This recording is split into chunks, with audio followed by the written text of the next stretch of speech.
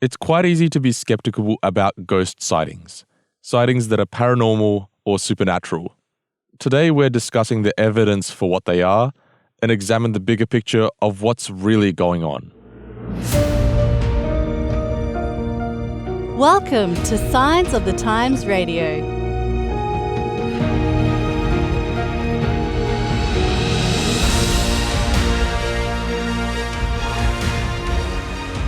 Hey again everyone, it's Daniel Kuberik here from Signs of the Times Radio. It's good to have you joining me today, and joining me as well over Zoom is my boss, the editor of Signs of the Times magazine. His name is Jarrod Stackelroth. Jarrod, how you doing? Doing well, Daniel. Thanks for having me on today. Now, Jarrod, we've got a pretty meaty topic that we're going to be discussing. It's on the topic of, are spiritual forces real? Now, if you don't mind me sharing, because, you know, you and I are both from Adelaide, right? And we actually both went to the same university, in fact, the same campus, because you studied at the McGill campus there in Adelaide, didn't you? I did, Uni SA. That's right. Now, Jarrod, you know, most people who are listening to this probably will not have gone to that campus, but I'll cast your mind back. You might remember that on that campus, there's this old house. I think it was called McGill House. You know, when you get off the bus or whatever and you go to your classes, you walk past this really old looking house that's on the campus. Now, when I was studying documentary filmmaking at Uni SA, they got us into groups and told us to go make a 10-minute documentary. And this group of friends that I had actually went and they heard some, you know, urban myths or whatever that this house was actually haunted. So they started going and interviewing people in the community. They interviewed one of the lecturers that we had there as well.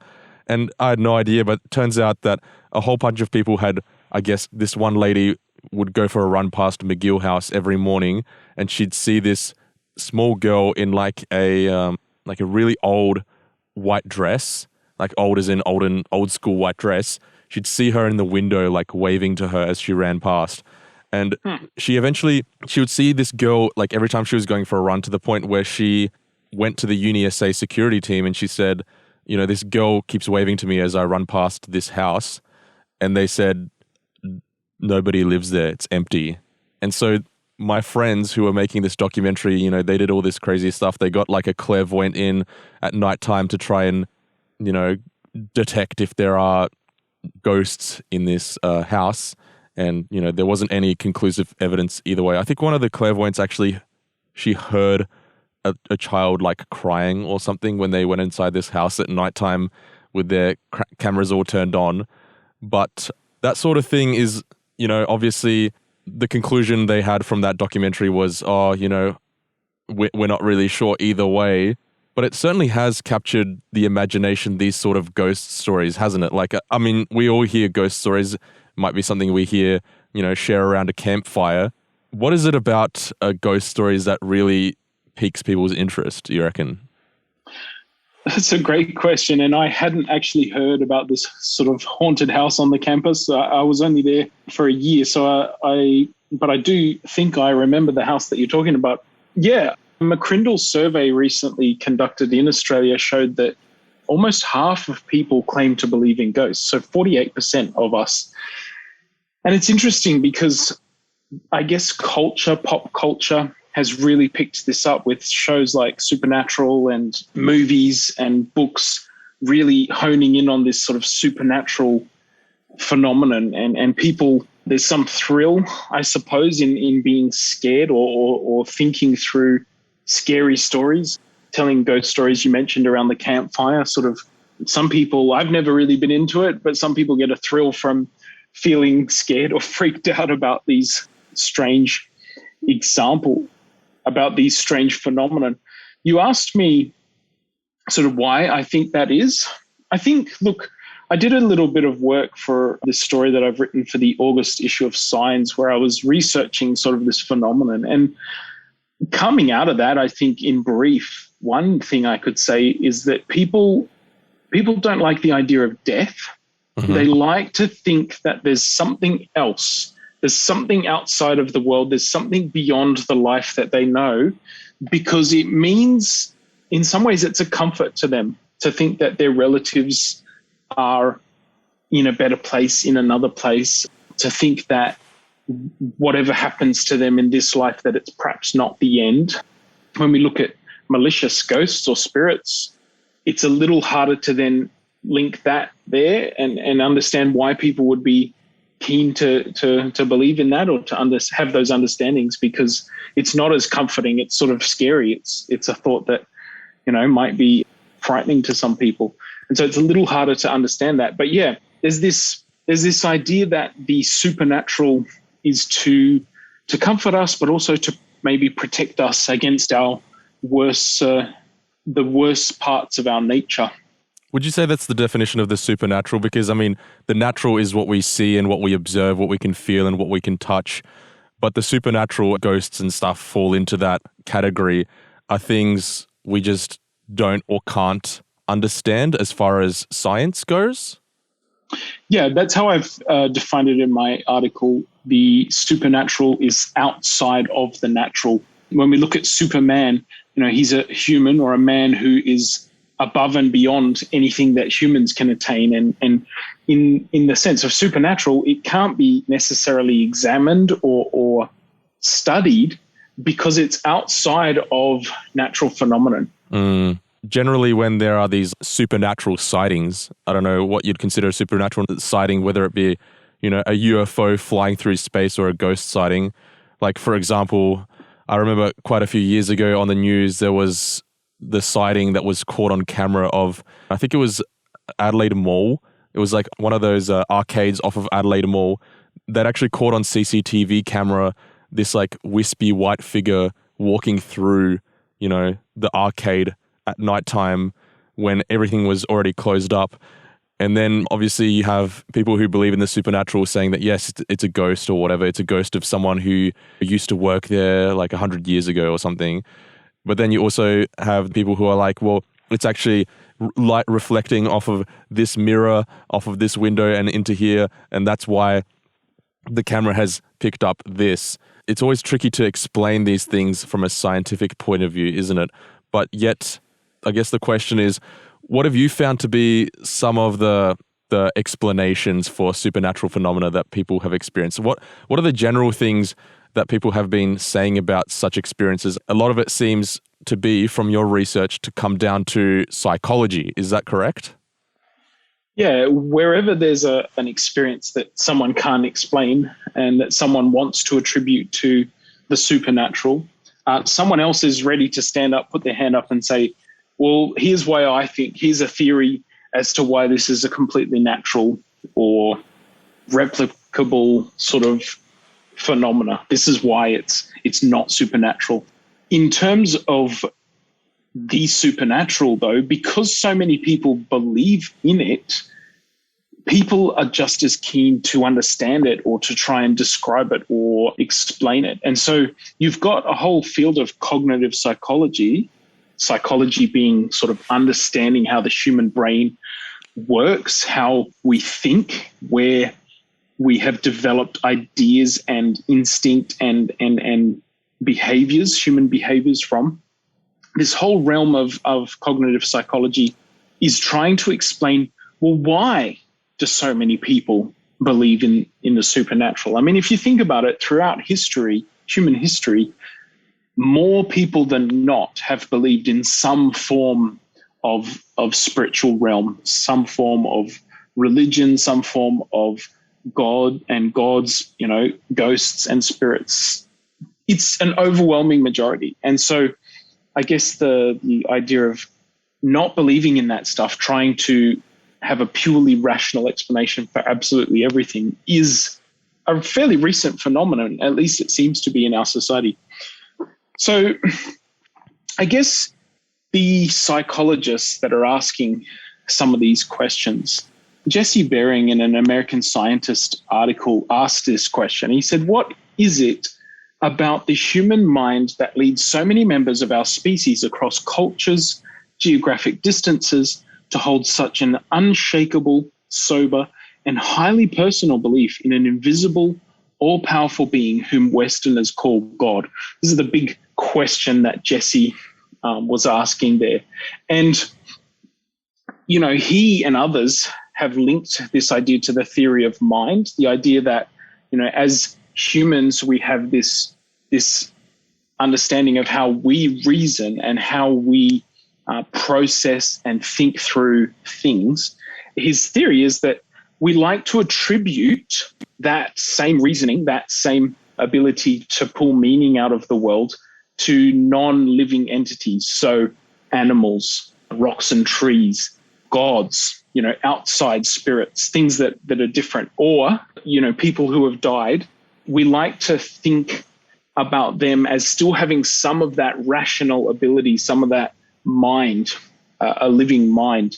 And, if that's the case, if humans are reading those patterns into things, if you've lost someone who's dear to you, you want to connect with them. You want to see that connection continued. We hear of sports players who have lost someone, and it's the driving motivation for their performance. They're doing it for that person, and they think, they say, I know that person's looking down on me. They're proud of me. They're there because they want to feel that connection. They want to feel like this person's still with them. And it seems to be something common that at least these psychologists are trying to figure out.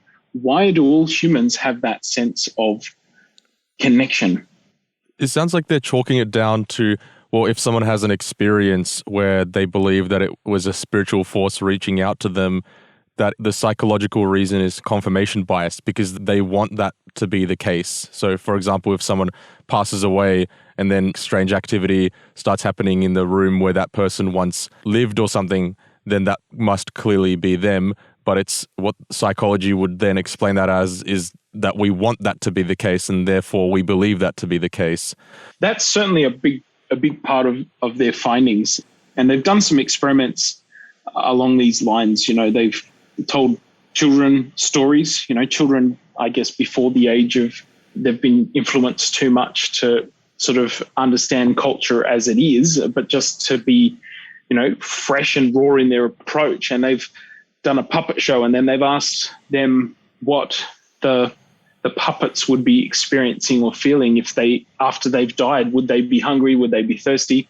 And it seems that we attribute we're clear cut in what the physical things are. So the dead puppet isn't going to be hungry, but it is going to miss its mother, the more higher level thoughts and feelings. And so there's that level of it. But then I guess beyond that, they're trying to go, well, why have we developed some of these connections? And they're suggesting that it's a function of evolution. They say that it's to keep us accountable. If we think about something watching over us, something outside of the natural, it will make us behave in the right way, the way that is good for our society and our family and our tribe, the people around us. That sort of beliefs helps to protect us. Now, it's a little bit of a flimsy argument because some of the things, that evolution puts forward as being, survival of the fittest, the best thing for your tribe or we have these morals and these universal moralities developing that are a little bit, it's not necessarily what's best evolutionarily, it's just the right thing to do. And so it doesn't always line up. And so it's still hard for them to explain. But certainly they did an experiment. One experiment I'm thinking of they did with students, and they asked them to do this computer test. And the test group, they just got them to do it. They said, there's a glitch in the system. So you're going to see the right answer, but we want you to delete the right answer off the screen and go about and do the test properly. The control group had no extra information. The second group had the idea that they were doing it in memoriam of this student who died during the test or an earlier test subject had died, and that it was in memory of that person. And the final group were told that story was embellished, that there was a ghost in the room or as part of this test, and that ghost would be watching over them, basically. And that group was the group that got rid of the right answers the quickest. They did the right thing. They didn't want to be doing the wrong thing in the presence of this supposed supernatural power. And so it was interesting from the results of that study. They said, well, look, this shows that people, if they know that there's some power, or even if they're thinking of someone who's died or there's memory, because the second group also had quicker results than the group who had no accountability, no ghost story. They were just the normal control group. Their reactions were the slowest because they had a quick look at the answer before they hit the space bar and got off the screen. They were more willing to play with the edges of morality and allow that time to lengthen before they would react. And so from studies like that, these psychologists are saying, yeah, this idea, this belief in the supernatural actually gives us a moral compass. As humans, it gives us good morals. Which is interesting because you quote Jordan Peterson. My housemate is actually a massive Jordan Peterson fan. So when I read this, I was like, just instantly thought of him. But you quote him as saying that casual critics of religion don't take phenomena seriously, don't take the phenomena like the supernatural phenomena seriously, and it's a serious phenomenon. Now, it's interesting that you mentioned that because, a few months ago, I was interviewing Dr. Sven Östring on Science Radio, and we're talking about where did the universe come from, and he said part of the reason why God isn't factored into a scientific explanation for the creation of the universe is because science rejects the theory of the supernatural. That's where it comes from. Like it's something that they don't believe they can test, therefore it's not something that can be scientifically proven. Now, I guess the question is then, if we want to entertain the idea that the supernatural is in fact real, obviously we've been talking about supernatural forces as far as what appear to be ghosts and stuff roaming around the earth. The concept of God is supernatural because God isn't something that we can see with our eyes, and yet we see or feel the way he influences our lives. I guess the question is, what power do supernatural forces have? What power does God have? Is it just appearing to people in random places? Where are the limitations of this? Are there any limitations? That's a great question. And yeah, Jordan Peterson is a cognitive psychologist. That's his background. And he says that you can stimulate some of the reactions. You can take drugs, you can do different brain stimulation to create the same feelings, the euphoric sort of feelings that someone might feel which come along with supernatural belief in the supernatural experiences. And so that's why these psychologists, they're keen to test these phenomena because there are some elements of it that you can test. But the thing is, there's two different ways to then examine that evidence. There's the idea that, okay, you're testing the results, the symptoms of that, or that everyone has those because there is something outside of that is supernatural. And yeah, anything that science can test, we would have to define as natural. It comes back across into the natural realm because the supernatural by definition is outside of science. It's outside of the natural. I'll put a disclaimer here. I believe in God. I am a Christian and have been brought up that way, have chosen as an adult to continue in those beliefs. And I do believe that the supernatural, there are things outside of the natural realm that we can't explain, that we can't understand. And God fits into that. God is bigger than we can understand. God is outside of time. He's outside of space. He's outside of our sometimes human experience.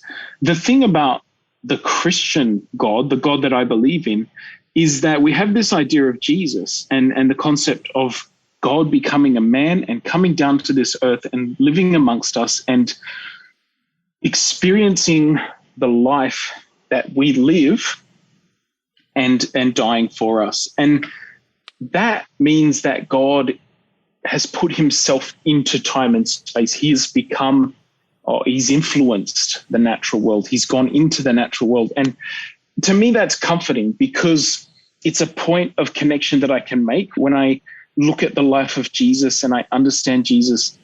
It gives me It gives me hope. It gives me comfort. It gives me guidance and morals. And Jesus is the supernatural becoming the natural, crossing that boundary, that border. The thing with belief, though, is that there's two sets of interpretations for those same experiences. We can claim to test the supernatural, I suppose, and we talk about this looking through history, looking through the Bible, some of the predictions or prophecies that were made in the Bible. When things were prophesied that happened hundreds of years later, you could say that is one test of the supernatural. How did something or someone know about that occurrence when it hadn't happened yet? And there's modern day people who claim to be prophets, and they often give very vague or poetic sort of statements that could be interpreted any which way, and that you might say, oh, well, that did sort of come true. But there were some very, very specific prophecies in the Bible about kingdoms that would rise and kings and civilizations that would do certain things that came true, that actually happened. So that's one way to, I suppose, test the supernatural, because the messengers of God, the angels, the supernatural beings, gave humanity that information, and you saw it play out in the future. So that's one way you can perhaps understand or do that. The other one, as you've mentioned, is personal experience. What one person may explain away as a natural phenomenon, for you, it may really make an impact or change your life.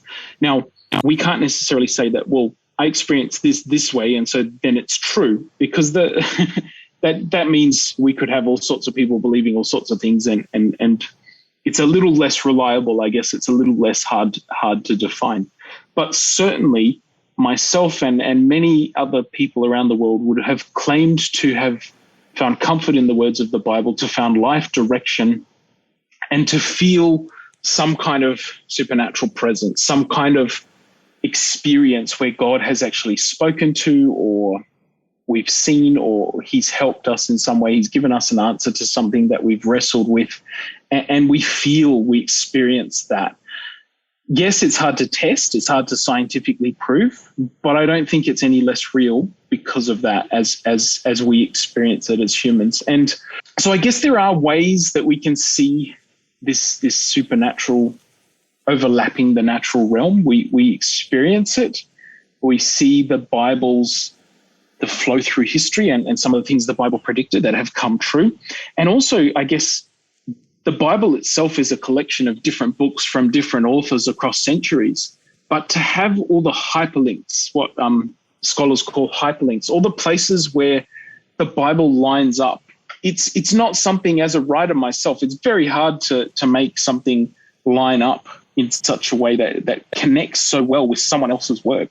And yet the Bible somehow has this continuous thread, these continuous themes that thread throughout its 66 books. And just, it appears to be greater. It has to be greater than just some random collection of ancient Hebrew literature. Right. Well, it's an interesting explanation there that you're giving us about the patterns that cannot be, just confirmation bias that happen throughout the Bible and happen in our lives indeed. Now, just one I want to mention and pull you up on is that you mentioned that Jesus was supernatural becoming natural as far as when he was on earth. Now, the question then is, why did that have to happen? And I guess from a biblical perspective, is it all sort of started out with a conflict that happened in heaven, right? Can you just tell us a little bit more about what actually happened in heaven that started all of this? Yeah, right. So I guess the Christian concept and Christians have different ways of understanding Christ and what Jesus Christ meant when he came. But it's fairly common to believe that he came to die for us. That's the sort of common perception, this substitutionary sacrifice. But as an Adventist, we have this understanding that there's been this conflict of good versus evil, of God, the Most High, versus fallen angels, Lucifer, Satan, people might know him as, and this tempter, this accuser who is Satan. And that when the world, when Adam and Eve chose to give up their authority, their God-given place as rulers, sort of stewards of this planet Earth, when they did that, it would have been very easy for God to click his fingers and start again, recreate. But that would be the move of a tyrant. That would be the move of someone who's like a dictator, who anytime anyone disagrees with them, any bad characters that you just want to get rid of, you just get rid of them. But we're fearful of people like that. We're fearful of people who are all powerful, and there is no limit to what they will do to achieve their ends. And this is from what we see in the Bible and from a famous book called The Great Controversy, where Ellen White outlines some of these concepts and ties the threads in the Bible through. Talks about this idea that God's character is on display. God in John, the Gospel of John, and also in John's letters to the early church, he really emphasizes this theme: God is love. But if God is acting to push humans to act in a certain way, his creation, if he's acting to enforce his will upon the angels, if he's acting like a tyrant, if he's just giving no one any choice and he's doing whatever he wants, that is a character we should be fearful of, that is not love. That's not how love acts. That's abusive, it's manipulative. You know, we have words and we have conceptions in counseling of people who act like narcissists and have, you know, treat others however they want, and they're the center of everything. So this is the lie that it would be very easy to tell about God if God were to just step in and end all evil, to destroy anyone who disagreed with him, any evil, any bad things that happened. And that argument could be used, and then people would serve or worship or follow God out of fear. Now, God instead chose a different path, probably not a path I would have chosen. I'm thankful I'm not God, because it's out of the box. It's a different sort of thinking. It's to highlight his love. And the idea of this great controversy or conflict, cosmic conflict, people call it, the idea that there's these warring spiritual forces, supernatural forces, or forces outside of what we can see. These forces are at war, and humans in some ways are caught in the middle of this universal conflict. And the conflict is over God's character. Satan, on the one hand, is saying that God is an evil tyrant. He is not to be trusted. He just wants you to do his own thing, to do his will, and to worship him because he will force you to do that. And God is saying, no, I love you. I created you to be in relationship with you. I am a God of relationships, and I am a God of love. And Jesus came, I guess, to demonstrate that way. And rather than holding on to his godship, being God, he came, humbled himself. The Bible says in Philippians, he didn't consider equality with God something to be grasped onto, to be held onto, but he lowered himself, becoming humble, becoming a servant, even a slave, and serving his fellow humans, his fellow disciples. And in those acts of service, in his death and destruction by the evil forces, the evil supernatural powers that were running the show, that were trying to destroy him, he actually went through death and was raised to life. And in that conquering of death, he conquered death. He also proved God's character.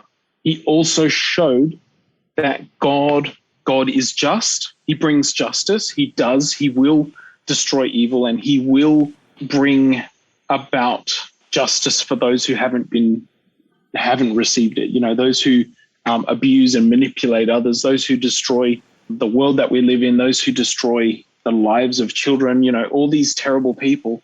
God will bring justice about, but we don't always see it in our timing. But Jesus, I guess, comes to prove that on the overall arc of history, the human experience, that God is stepping into that flow of time, and he is willing to be love, to serve humanity, and to show that the character of God is above reproach. There is justice and there is love at the center of the universe. Okay.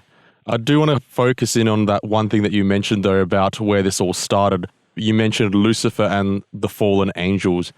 Now, fallen angels, like, what actually happened for the angels to fall? Was there some sort of disagreement between Lucifer and God? Yeah, one of the texts in the Bible says that there was war in heaven. Michael and the archangel and his angels fought with the dragon or the serpent and his angels, and he was cast down to earth. He was cast out of heaven. And I guess that concept of these fallen beings, these supernatural or spiritual beings being bound to this earth. And so the start of that, according to, I think it's the prophet Isaiah, who describes this being who wanted to raise himself up as the Most High. So this person who was a supernatural being who wanted to be like God and set himself up and set his throne up to be next to God's and to be worshipped like God.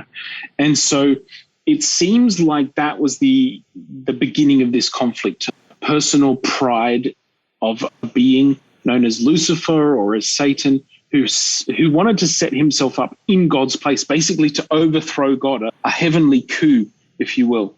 And so he wanted to do that, and there were those that followed him. There were those that said, you're right, you've got some good points. God is that tyrant, or they believed Lucifer's lies about God. And so they were overthrown and thrown out of heaven and bound to this earth. And so there is an understanding in the Christian worldview that there are supernatural forces that aren't necessarily friendly to humans. They are here and potentially posing as ghosts or spirits of loved ones who have departed. You know, in our Adventist understanding, we believe that when you're dead, the dead know nothing. There's a verse in the Bible, there's a number of verses that sort of point to this idea that death is like a sleep. Jesus said when his friend Lazarus died, he's just asleep. And the disciples said, oh, well, that's good. He's resting. He'll heal up. And Jesus said, no, he's dead, but I'm going to wake him up. And Jesus calls him out of death. And so this idea that the dead know nothing means that anything that is posing as something that is dead, that is no longer alive, even if it seems familiar to us, may not be our loved one. It quite possibly could be one of these fallen supernatural beings pretending or deceiving us and trying to trick us into thinking that we're seeing something that we're not. But the question is then if it's true that if we see a ghost, it's not actually that person that we're seeing, like this, manifestation in front of us, even though they've passed away, it's actually a fallen angel or what you would call a demon. What are they achieving by taking on that form? I think there's a verse in the Bible that says even the elect will be deceived. Even those who have good knowledge will be deceived. And I guess if you don't understand that some of these fallen angel beings are not really your loved ones, I mean, they could get you to do any number of things. Your loved one could come back and suggest things to you that you'd be willing to do that you wouldn't be willing to do if it was just someone like, I'm talking to you now. If I said to do something, you probably wouldn't necessarily listen. But if I was someone who you loved, who you respected, who you wished to be with, who had passed away, you might consider doing what I'm suggesting to do because I have some knowledge outside of the natural. I have some perhaps foresight on what people call the other side. And so there's an element of deception, of getting like motivation, what the motivation of people would do. It's interesting, and this is just speculation. So, I don't have all the answers in this space. But I mean, imagine as the world gets, you mentioned before UFOs and aliens as a supernatural, perhaps, manifestation.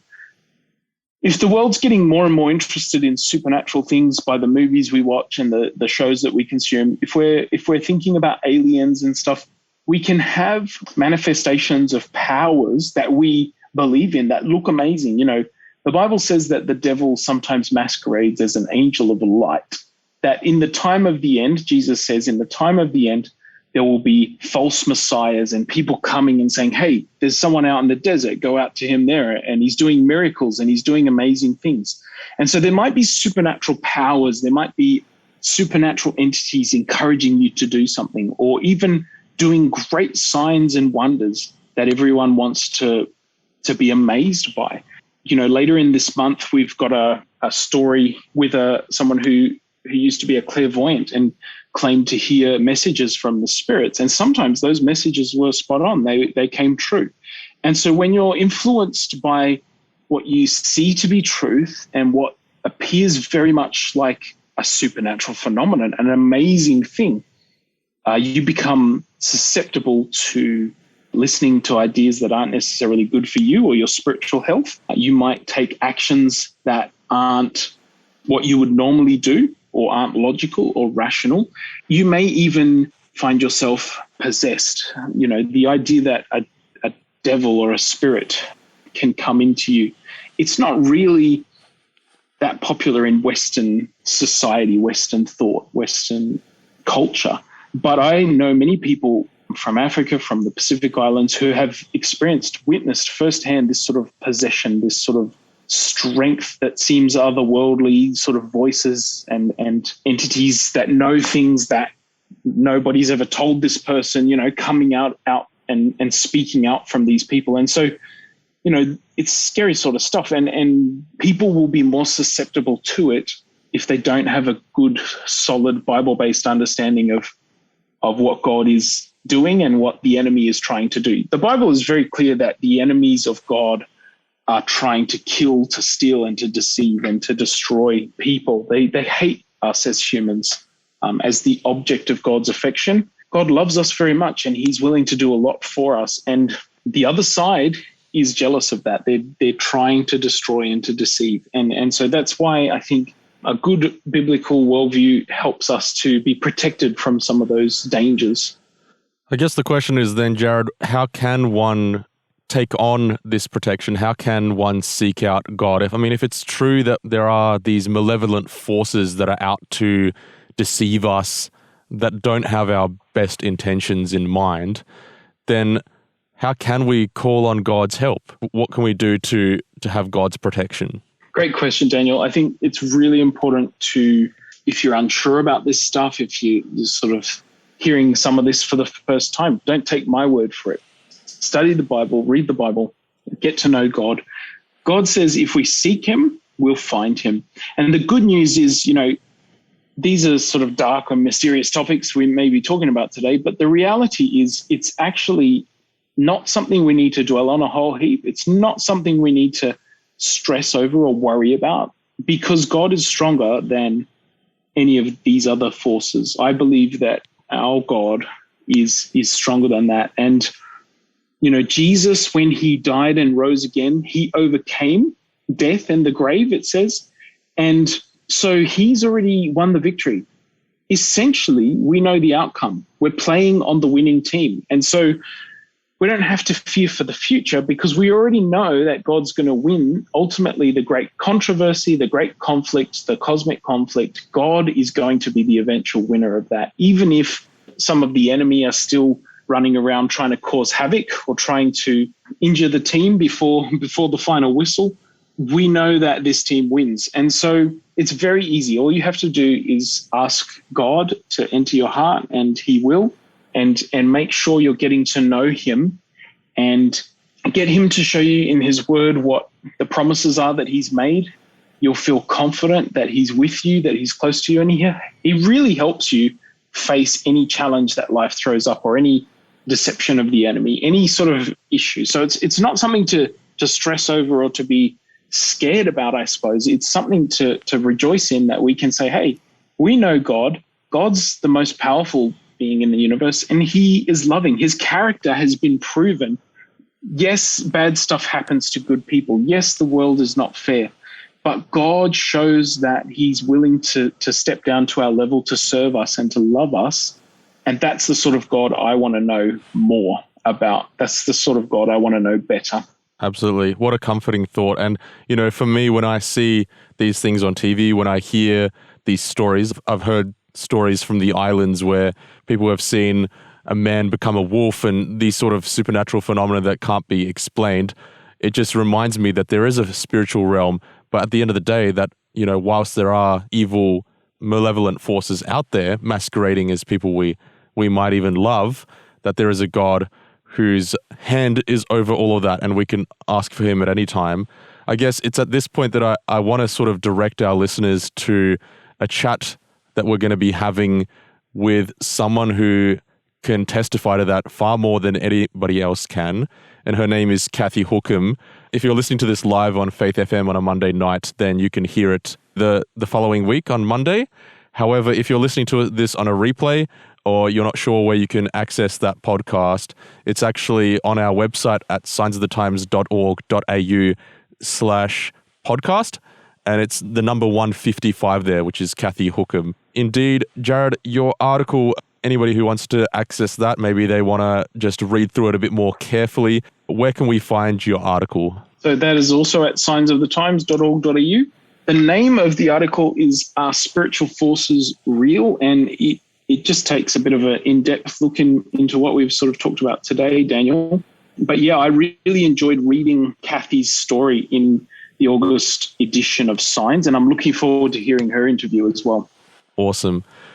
Be sure to tune into that, which would be, I guess, a second part to this chat. You know, we've talked about the theory. Now let's hear from someone who has the experience with that sort of stuff far more than most people have. So be sure to tune into that one. But in the meantime, thank you so much, Jarrod, for joining me today on the show. We'll definitely get you on some point in the future.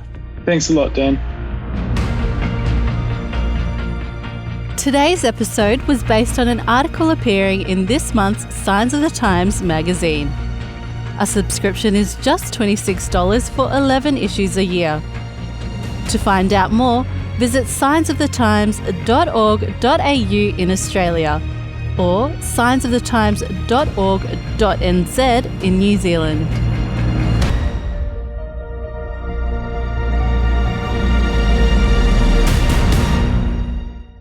This is an Adventist Media podcast.